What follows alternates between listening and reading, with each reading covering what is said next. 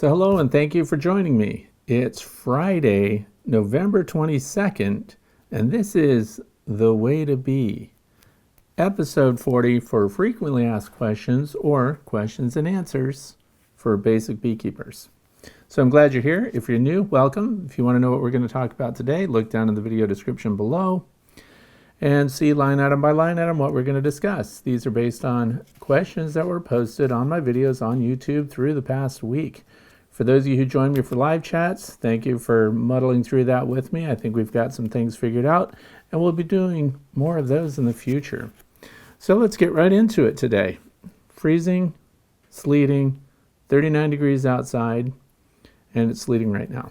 So the bees hopefully are going to be okay for winter. First question comes from James Tant. I've read that second genetic BeeWeaver Queens can produce more defensive colonies. Have you done any splits off of your BeeWeaver Queens? And did you find any difference in temperament? Well, this goes way back. First of all, what we're talking about are the BeeWeaver Bees, which I've been using for 10 years, and they are survivor line bees. What's that mean?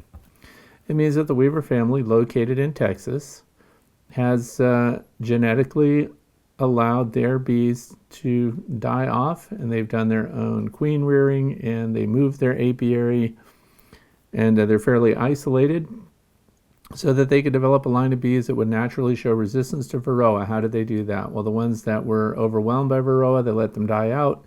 The ones that fended off the varroa and what some people call ankle biters, they chewed them, they groomed them off, and they got rid of them. Plus they have hygienic behavior, which means they get rid of other bees in the colony that are not doing well. So they're kind of the Spartans of the bee culture. So anyway, early on, because some of these genetic lines have come from Africanized honeybees, because those honeybees have demonstrated an ability to defend themselves against a lot of disease. They've proven to be varroa resistant, but one of the side traits was that they were hot. And by hot, I mean when you approach a hive doing very basic routine things, you could get a defensive response and receive lots of stings from those bees. Now, a lot of people don't want to work with bees like that. Don't blame them. So the question here is, if you allow that pure line of Weaver bees, which are now very docile and manageable, and they've managed to keep those valuable traits where they can fight off the varroa destructor mite, and as well as demonstrate other hygienic behaviors which preserve them in a variety of environments and against a variety of ailments. So if you hybridize those with your local feral bees or some of your own bees in your apiary, will that reignite kind of this now suppressed defensiveness? And no. I can say that because all of my Weaver colonies this year swarmed and were replaced. They open mated. By open mating, I mean that I'm in an area where I don't control the genetics, and there are feral colonies in the woods around me. There are drones, and the drone congregation areas where a virgin queen goes to mate may often be several miles from an apiary. So we don't know what genetics they're mixing with. But then that virgin queen, once mated, returns to the colony and begins to lay her eggs, and then we have hybridized genetics. So, in my opinion, that's a good thing, because we're going to get the genetics from feral colonies, hopefully. It actually could be another beekeeper, 3 miles down the road, that his drones have bred with my queen. So, now what happens? There's evidence now that we'll get traits from both, and hopefully winter survivor stock, which is what we're all about here in the northeastern United States, and I'm in the state of Pennsylvania. I want mixed genetics where I live. Now, also you sacrifice some of those valuable traits that come with the Weaver Queens, and that's why I buy in queen bees each year, just 2 or 3, and then I refresh my colony stock that way. So did I find a difference in temperament? Actually, no. In fact, I've been really fortunate. This year I didn't even have a single hot hive. Last year I did not have a single hot hive. So the temperament of these bees, even the pure lines of BeeWeaver Queens now, are doing just great. So yeah, I let them swarm, I let them intermingle, and I get hybrid mutt bees that live in my area and do well. So thanks for that question, James. Next is Marcel Montville. If you have several hives in my apiary and they swarm into the wild, should I be concerned that over time an abundance of wild bees will establish and compete with my apiary hives? That's a question that comes up actually quite a lot. How many beehives can I have in my yard? What is the population density of the bees, and will they exhaust the resources from the environment and compete with one another, which would push them to a state of frenzy when it comes to robbing and getting resources wherever they can find them. When the environment is not providing enough and your bee numbers are up, the stronger colonies are going to get out there and they're going to raid weaker colonies. It's called robbing. So, but the other thing is, look what we do as backyard beekeepers. Most of us, and that's the intent of my channel, is to evaluate the bees and give basic guidance to people that are going to keep just a few beehives in their backyard.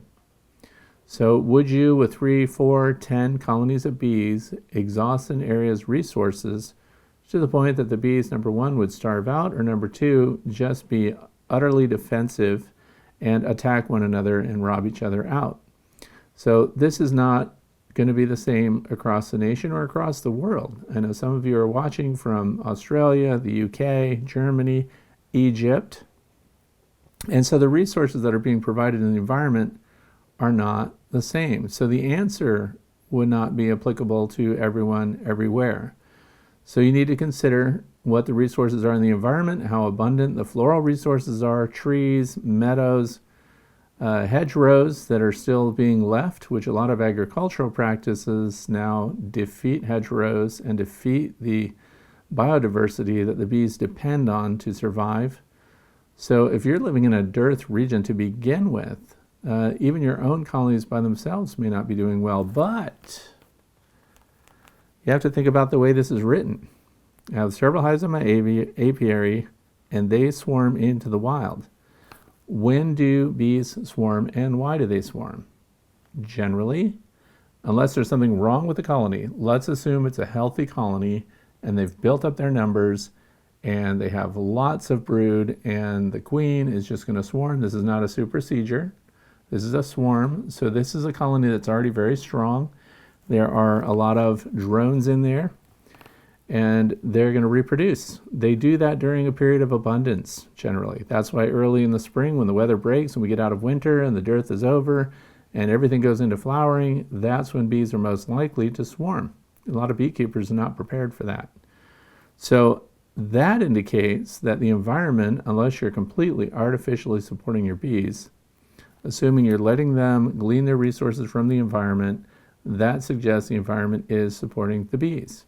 Because when there's a dearth, they reduce their numbers, they don't swarm. When there's abundance, they increase their numbers, and they are likely to swarm, because that's a healthy, normal thing for the bees to do. We, in our backyards, put all of our colonies right next to each other. The more you spread them out, the better the bees are. So if you have a row of hives and they're all 1 foot apart, and that's all of your colonies, they're all congested like that, the interaction between the colonies is more frequent, and some of the drifting of bees from one colony to another and the resource sharing actually occurs more often. What do bees do in the wild?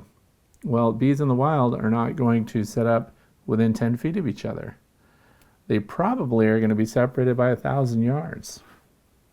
In fact, I looked up in the state of New York, which is just to the northeast of me. There are, if they look at these healthy woods and outside of Ithaca, New York, there was 1 colony per square kilometer. There were 2.5 wild colonies for each square mile. So they are really spread apart. And when we say wild bees, remember that Apis mellifera, or whichever Apis variety that you're keeping and managing in your backyard, they are not native, at least to where I live. So they're feral colonies. Eventually they were managed by someone, they swarmed out, and they occupied an empty tree somewhere. So if they're telling you what they want their density to be in an area, then they're actually really spread out up in the north where I live, because that's not a lot. But then if you get down into Texas, into brushy areas where there's some oak forests and there's lots of brush and ruffland areas down there, you could have as many as 10 feral colonies existing in the environment without the intervention or support of people, 10 per kilometer. So the density is much higher down there. Also, the winters are less devastating. So the resources, in theory, would be available through a larger part of the year. Therefore, there's more colonies in the area. So if we look at the density of already existing feral colonies, you can kind of make a decision about what could be supported when it comes to your own colonies. But I think personally, letting your bees swarm, having their swarms go out, they're going to travel and find, first of all, a cavity that they can occupy, but they're going to try to locate that cavity somewhere well away from your apiary, which isn't always the case. So I have to say this part too.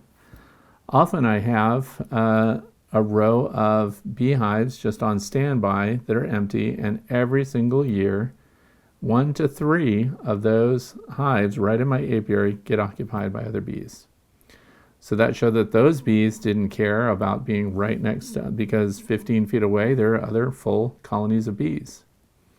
So, but in the wild, and maybe that's due to habitat availability, maybe there aren't cavities for them to fill more than 1 or 2 per kilometer. I don't know. But we have to look at the resources. If your resources are supporting your bees are swarming, then I think there's an abundant area that they are going to do fine. I don't think you're going to have them. Everything in nature competes with everything in nature. So the question is, will your bees not sustain themselves? You'll know that pretty well and pretty fast, because they'll either be healthy and continue to swarm and produce, or they won't. So did I even answer that question? I don't worry about it where I live. Where you live, check out what the environment can support. Number 3 is Keith Kariva. You said the Weaver family will ship queens but not packages. We get a lot of questions about the Weaver bees, by the way. So the Weaver family will ship queens but not packages, since their bees exhibit grooming behavior which helps reduce the impact of parasites. Will that behavior be carried genetically with the introduction of one of their queens? And is their grooming behavior not a learned trait? Okay, so here's the thing for Keith. When you buy a Weaver queen, which I do, I don't buy their packages because they live too far away. So when they ship a queen in, they're going to bring all of their traits with them. That queen has already been mated. She's been mated with drones that are controlled by the Weaver family, because they're in an area where they know the genetics in their outlying area. They don't have competing apiaries there. That's why they can breed their queens and know what the genetics and traits are going to be. So when I take that queen and I install it into a colony that's basically queenless, or if I do a split and leave the old queen either in the new split or I leave her in the old colony, I like to move her with the new split. If I put the Weaver queen in the old colony, then she's going to start laying, and eventually the entire colony will be Weaver bees. So they will all have that trait. The grooming, the hygienic traits, they will also have the varroa resistance, and they'll have that survivor line strength that comes with them. Now, you say here, is it not a learned trait? It is not a learned trait, and it's genetic. So these are selected. So this is reproduction through selection. So those bees that demonstrate the traits that we want to sustain, or that the Weaver family, when they're developing their line, they keep the colonies that have the favorable traits, the hygienic genes, and so on, and they don't breed from those that are not doing so well. So then they improve their line through genetics.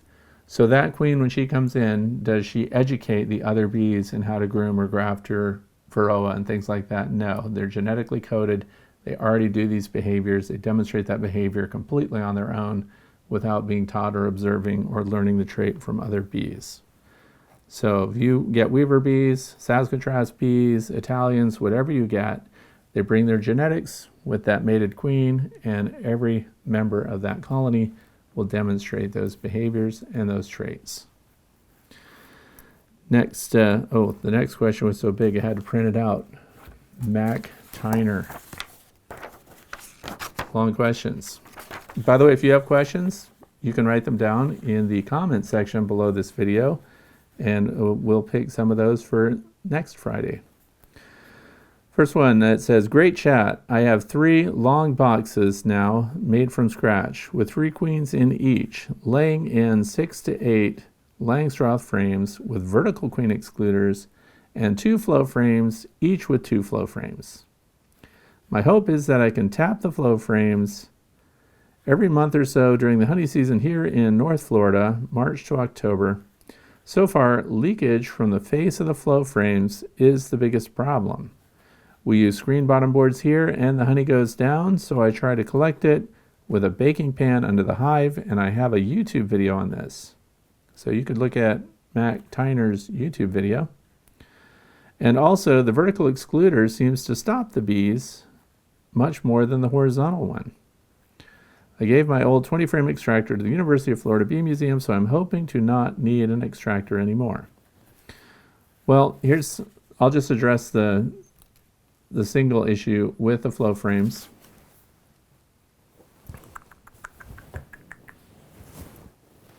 I can't believe I stashed my stuff everywhere and I can't find it now.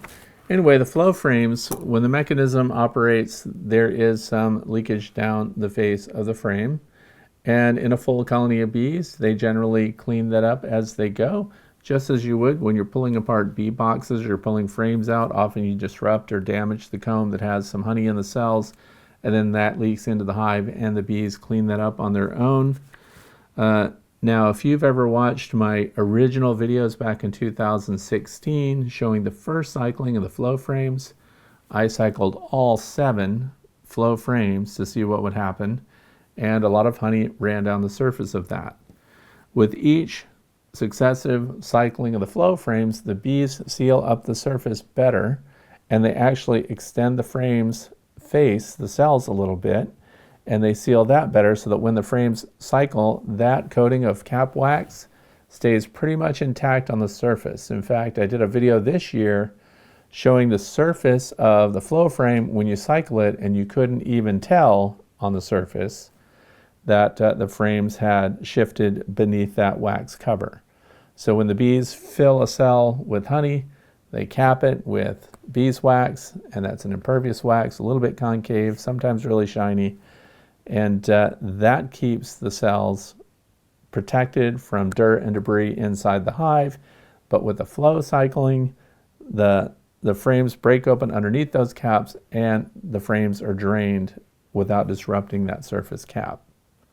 So with subsequent, so I don't know if for Mac here, if this was the first cycling of those frames or if they're new, but I have noticed that with each successive cycling, the bees have accumulated more wax on top and they seal it better, and there's less leakage. Now, that doesn't help you if you're starting out for the first time and you've got flow frames activated and the honey leaks out of the bottom. And because he's talking about a long hive rather than a vertical stacked box configuration, the honey will drip down. Because he has screen bottom boards, this is a big deal. Because if you have screen bottom boards on your beehive and it's open through the bottom,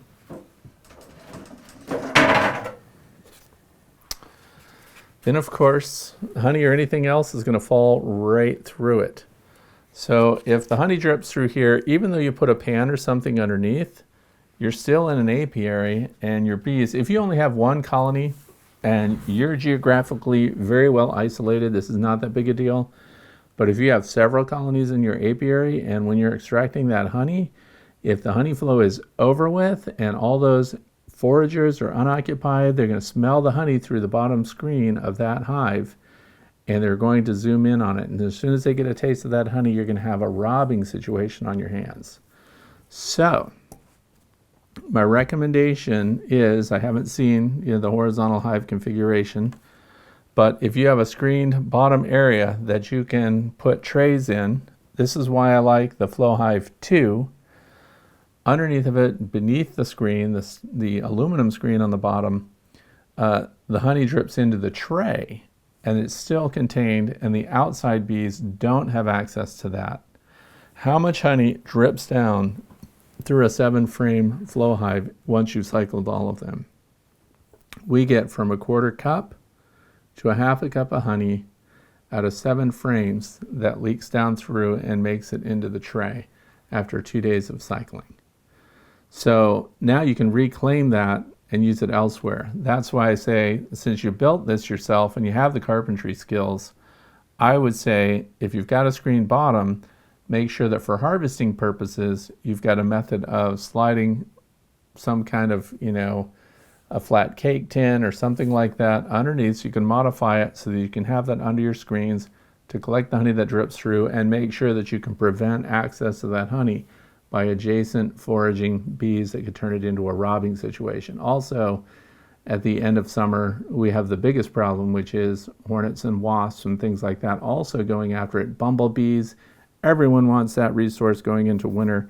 So have some kind of containment system for that, which you can pull out, and then during the summer and the rest of the time when you're not drawing off honey, they can have all that ventilation, they can have the benefit of integrated pest management. Varroa mites and small hive beetles and things like that can be groomed out, run out, and drop through the bottom onto the ground, hopefully, and it gives you a method for collecting that honey. But again, the leaking is the biggest deal in the beginning. But that's a good question, and do have a method for controlling that.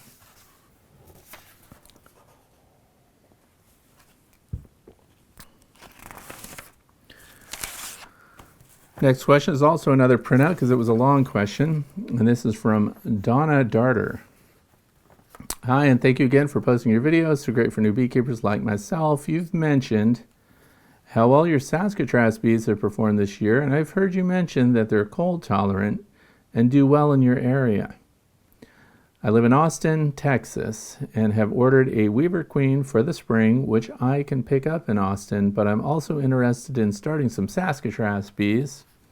I'm wondering if you know if they're suitable for our central Texas warmer climate. The only info I could find from their sellers along these lines is that they winter well.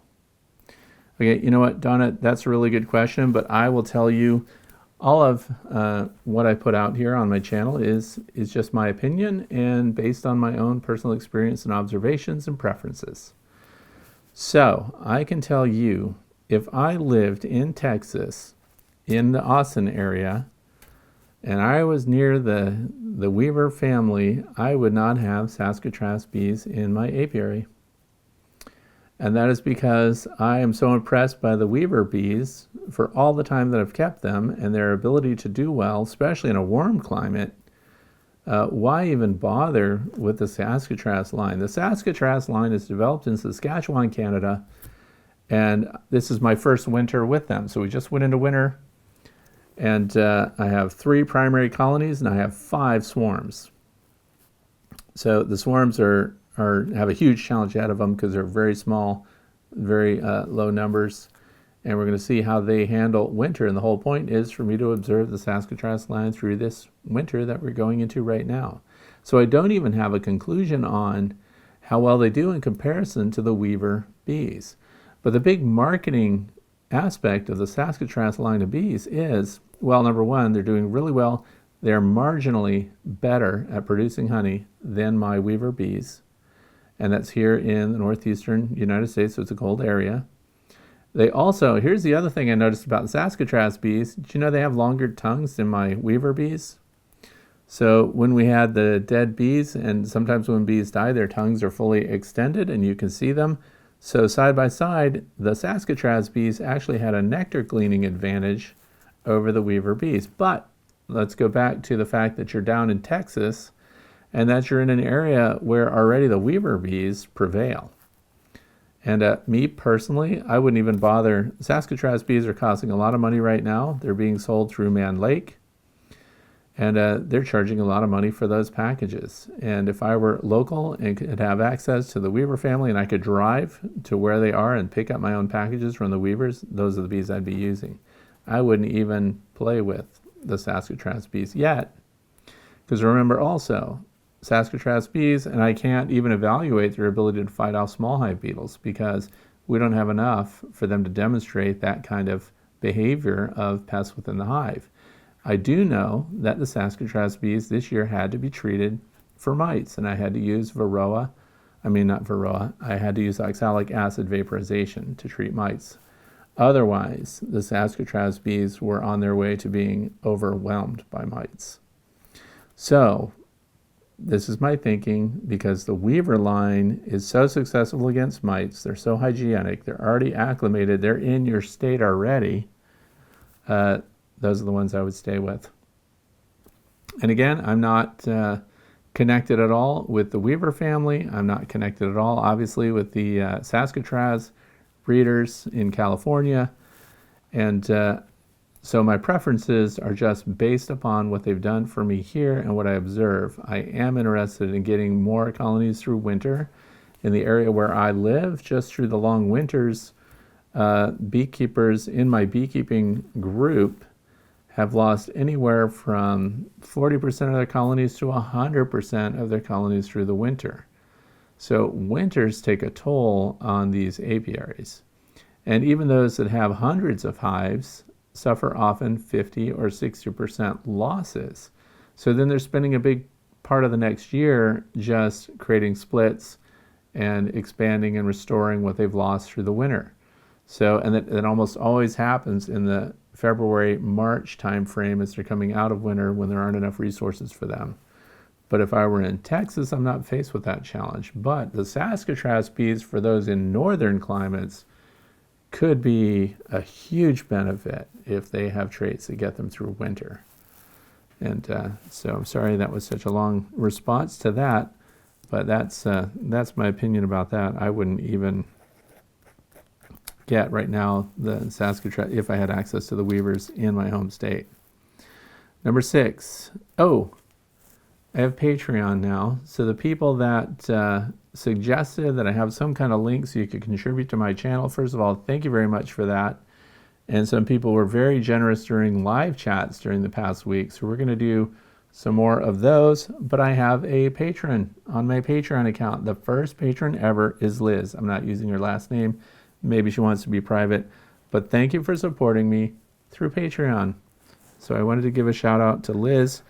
And if you think you want to give me $1 or something because you like the content that I'm creating, then please go follow the link to the Patreon page. You don't have to pick any of the set numbers for joining. You can just send a one-time contribution if you want. Thank you, Liz. Next, Logan. Look at all that snow. Do you go out, I showed a video at the beginning of my last video with snow piled all over everything. Do you go out and clear the snow out of the front entrance of each hive, or does it not matter because they're in a cluster? This is an area that requires a lot of attention. And this is something that I think about a lot. As soon as there's heavy snow, I go out in the morning first thing and I look at all the landing boards and I look at the beehives. And if they've created their little vent areas, which they 99% of the time, they create their own vents, and the snow is insulation and protection from wind as well. So if I go out there and I see that they're fine, then I don't do anything. If I can see in there and you see the entrance and you see that there's a bunch of dead bees in there, then I am going to clean off the snow and I'm going to get the dead bees out. The bees are in the way of them getting adequate ventilation, and with bees blocking the entrance, they can't get in or out to do cleansing flights also. So sometimes I do clear it away just from the landing board. I leave the snow piled up against the hives themselves because that's protection, that's insulation. I don't know if you've ever been in extreme cold, but just getting out of the wind, you ever make an igloo and go inside, and it's just amazing how warm that feels just because you're out of the wind. So we want to leave the snow as protection and insulation, but definitely clear the landing board, primarily the entrance. You want to clean this entrance. If you see dead bees in there, wait, how do you clean the entrance out? If you just scrape off the front, how do you know that there's not a bunch of bees clogged up on the back side of it? Because this time of year, bees die by the hundreds on the bottom boards of your beehives. And they can't always get out, especially if there's a barrier of snow there. So I use a little child shovel and scoop away the front. And then guess what I use? These are paint sticks from Home Depot. They're free. And all I did was cut them on the table saw so that each of these are 5/16 from bottom to top, and that's because most of my openings are 3/8, which is known as bee space. That allows a bee to be going in and coming out over the top of that bee. So then what I do is I slide these right through the entrance, and then I angle them together and I pull out bees. So I put them right on the landing board, parallel, pinch them together, pull the bees right out. So I make sure that from the inside of this hive that there is not a pile of bees in this zone, so that when the weather does break and it does warm up, let's say I'm not out there to clear them. So I do actively try to keep this little hole open through the landing board. Sometimes we have heavy snowstorms where it's accumulating several inches an hour. Would I go out there every hour and clear them off? No, I don't believe that's necessary. But they're going to vent themselves, but they need access to, in addition to venting. So once the weather starts to clear and there's going to be any kind of warm up, 50s or better, I go out there and use these. Sometimes I use kebab sticks, kebab skewers. Those things are made out of bamboo, so you can carry those and use them too, but these are what I use right now. And yes, I would clear them out. You want them to be vented. And remember, this year I have no upper vents, no upper entrances. We have only the landing board entrance, so that makes that a critical point for ventilation and cleansing flights. Vegan Marcella. Can smaller holes or openings into the hive prevent the Yellowjackets from entering the colony? So if you've looked at your landing boards, especially when the weather gets colder and the bees stay inside, early mornings too, you'll see Yellowjackets still flying around, and they land on the landing board and they march right in there, and nothing stops them because the guards aren't on the landing board because they're all too cold and they're all clustered and waiting for the warm up later in the day. So here's the problem with that. A screen that would be small enough to stop a Yellowjacket, which if we're looking at the thorax of the Yellowjacket, it is actually smaller than the thorax of the honeybee. So if we make it too small for the Yellowjacket to get through, we've also made it too small for the worker bee, and we've definitely made it too small for the drones to be thrown out, because this time of year they're all being tossed out. The other thing is, by the way, let me backtrack a little. When I'm using this and I'm scooping the dead bees out, you know what I do? I have a gallon-sized Ziploc baggie, and I scoop the dead bees into that Ziploc baggie. And then I'm going to take them inside, and I'm going to dry them out, and I'm going to look for varroa and other evidence on their bodies. Since they're already dead, they're perfect for observation and dissection. But no, I would not recommend putting on a screen that's small enough to stop Yellowjackets, because it stops too much of the other important egress into and out of that hive. So, good idea though. I do have a plan for the Asian giant hornet when that gets here. Now that's big enough that you can actually cage a hive entrance so that the giant hornets can't get through, but your bees can come and go, and that prevents them from actually entering your beehive. It won't stop them from killing the bees as they fly out. Thank goodness they're not here yet. But that's a big deal. When that shows up in the United States, that's going to be a big deal. Number 9, JP the Bee Man from Delaware. Should you turn the entrance reducer upside down in winter? Here's an entrance reducer that's too small. You know, I mean, if this were a brand new swarm or something that I caught, I would put an entrance reducer on like this so they could defend this tiny opening. What he's talking about is a tie-in to what we just talked about before, which is when the bees die in winter, and it's normal, by the way. If you're new to beekeeping and you're going into your first winter and you go out there and there's hundreds of dead bees on the snow, on the landing board, on the bottom of the hive, that is what is supposed to happen this time of year. The fall foragers are dying off and the winter bees are going to replace them, and because the weather conditions are so bad, they just can't clean house and fly them away. So some people, in order to prevent this from being clogged up, we'll just turn this upside down and put it right back in on the landing board. So now when the bees die, the theory is that they pile up on the bottom here, and the workers can now walk over the top of those dead bodies and still get out. And then when it's a really good day, they can pick up bodies and drag them out and fly them out that upper entrance. Do I flip them? No, I personally don't. And the reason I personally don't is because I'm around. If you've got a remote beehive somewhere and you're not going to be able to attend to it, then yeah, flip them upside down and give them that extra space. If you are in a situation like I am, where I can check on my hives every day, then I leave it like this and I just keep it clean with the tools that I described, because I don't want a bunch of dead bees left in the colony anyway. That adds moisture. They smell like a dead animal, and they start to decay in there. So we want to help the bees get them out. When you flip it over, you also have this barrier, which benefits the bee because they can get out with the dead bodies there, but it also makes removing the dead bodies more of a challenge, because now they have to drag it up and over this barrier and then get it out. Especially when it's dead drones. It takes a lot of effort for those workers to clean house and get dead drones out of there. So if you're local and can attend to your hives, I leave it in the normal position. I would say that if they're somewhere away and you can only check them once or twice a week or something, then yes, flip it, because you can always pull it out, clean everything, and put it back when you do get to visit your apiary. So I don't, and that's the reason why. Number 10, standard land. Hot queen, replace now or spring, how to kill. So those are all the details that standard land gave. Hot queen. Well, that means that the genetics of the colony, they are defensive to the point where you don't even want to work with those bees anymore. So now we have a pickle. He's going into winter. Do I kill him now and replace the queen now, or do I wait until spring? It depends on where that apiary is located and where that colony is located.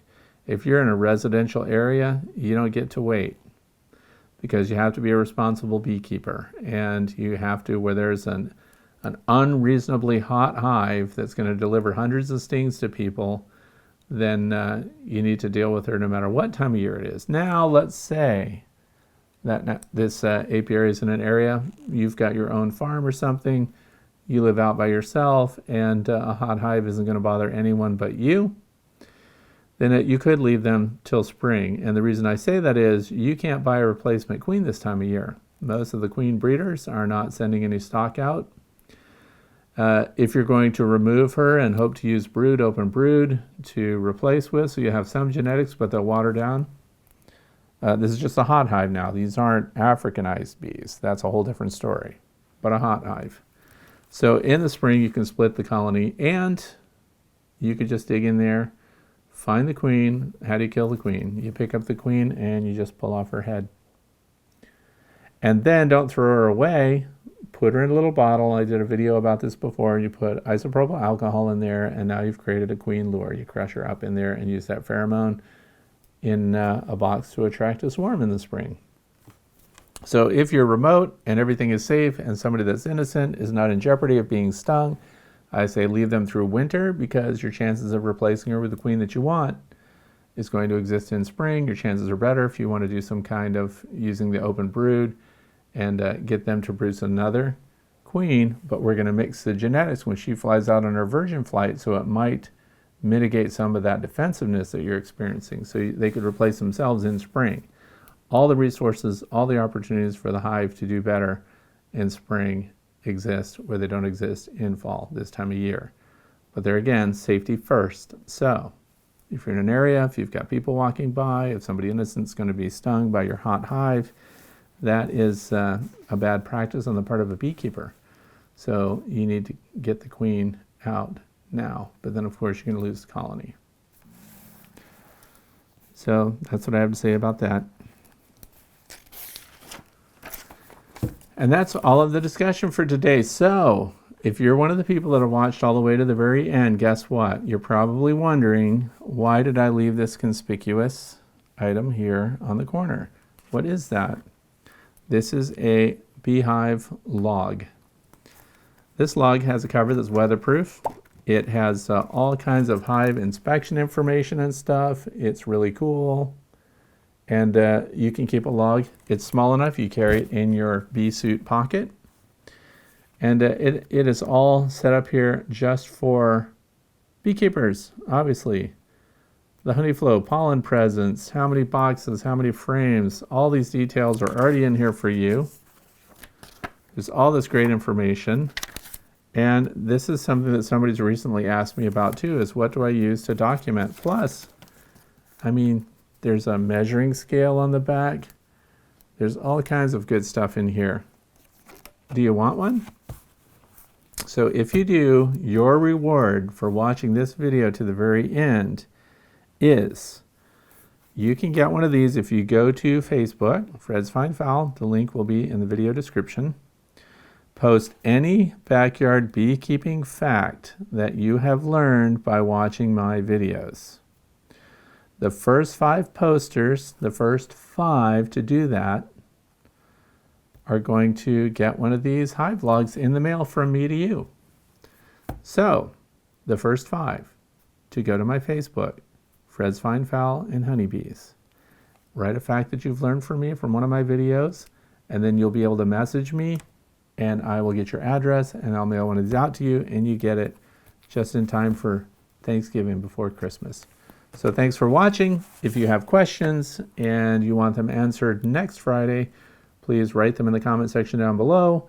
Look forward to maybe some live chats again this coming week. So I hope you all have a fantastic weekend, and I hope everything is great where you live. Thanks for watching.